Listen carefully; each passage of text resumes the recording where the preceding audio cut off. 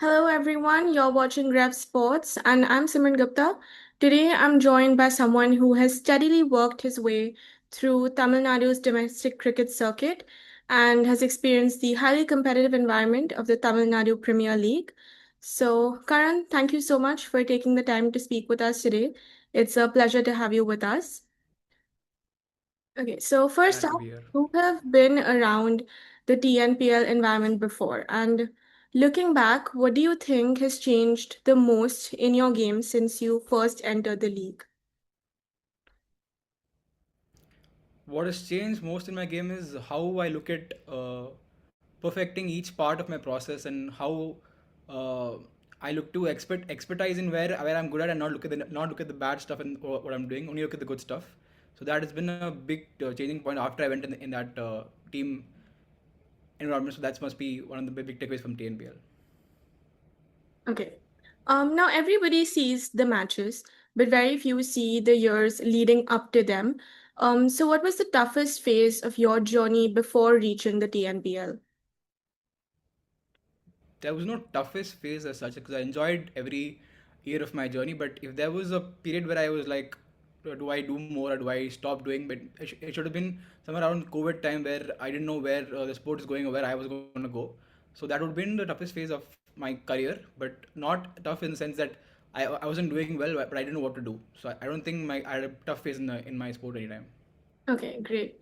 So you've come into a dressing room that has consistently been one of the strongest sides in the TNPL. And as a young player, what's the biggest thing that you have picked up just from training alongside the senior players? The biggest thing I would say is how they look at what was there in their control, what they could have done better, or they could have done better in that particular game, and then leaving everything at the ground or in the room itself. So that would have been the biggest takeaway because as a young player you tend to overthink a lot and you tend to think that, "Oh, I could have done this more, I could have done that more," but then after a point, what's in your hand, you can just do that at the end of the day. So that was the biggest takeaway from the room I felt. Okay. Now coming to one of the biggest mentors, Ravichandran Ashwin, who has played a major role in promoting TNPL in the initial years by playing in the league himself. So what have you learned from observing Ashwin? What I've learned is how he takes each game as his last game, how he tries innovating his own skill, and how he tries outsmarting each player he's playing against. It doesn't matter if they're playing the local league or the highest division. How he's trying to get one up over them is very inspiring from what he does. So that would be the major takeaway. Would be that how he tries being better than anybody on that day. Okay. And when international cricketers play in leagues, how much motivation does it give to youngsters? When they come, we look up to them and we see how what processes they follow. So it motivates a lot us to a lot to do better in each day of even practice, not in the games itself. How we show up and how we conduct ourselves in the field was it motivates us a lot. Looking at them how they take the game, how they take the game away from the opponents as well.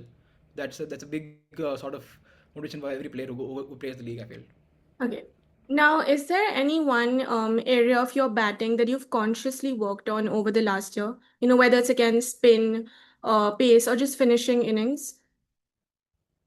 As a bowling all-rounder or as an all-rounder in such as for batting, I would feel that I would as I go only in the lower middle order. I feel that my what I worked was to take the innings to the end of the game, or turning the innings to our side when they're not going our way. So I worked more against spin because that's where mid-lows they bowl a lot mid-low. So I work more over spin and how I can counter them and how I can get more runs in the between. So basically, it's about how I get those quick singles and how I get those big shots when I want to, and how I choose what shots are in my range. So I worked on that a lot, and hopefully it works out when it has to work out.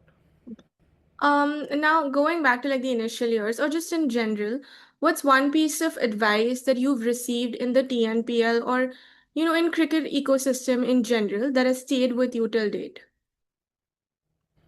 One piece of advice is let the unknowns be the unknown, because again, what you can control, you can control. So what you don't know, you don't know at the end of the day.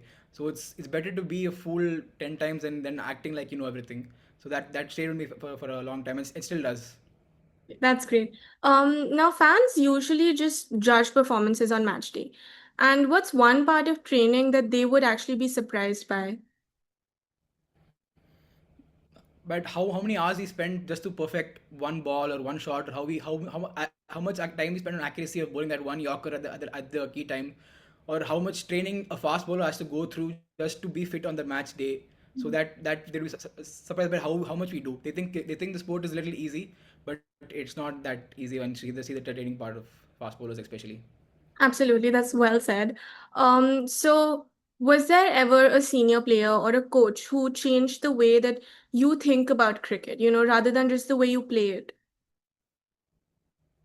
There have not been many coaches or players. They've just been everybody has how they go about. I just observe what they were doing, and then however they go about it, I try to take what things work for me. So there's not been one person as such, but then every person has their own things and how they do their own ways. So what works for me is what a young player wants to figure out at the earliest. So what works for me, what processes are good for me. So there's not been one player, but then everybody I observe everybody how they're going, and I take whatever works for me.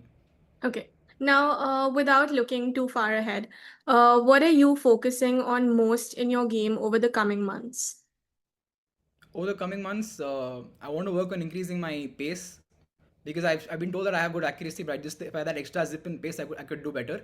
And I want to work on being a consistent all rounder. So that would be two of my major goals for the next half a year, something like that. So that's what I want to work on, and hopefully it works out. All right, perfect. Thank you so much for joining us, and we wish you all the best. Thank you.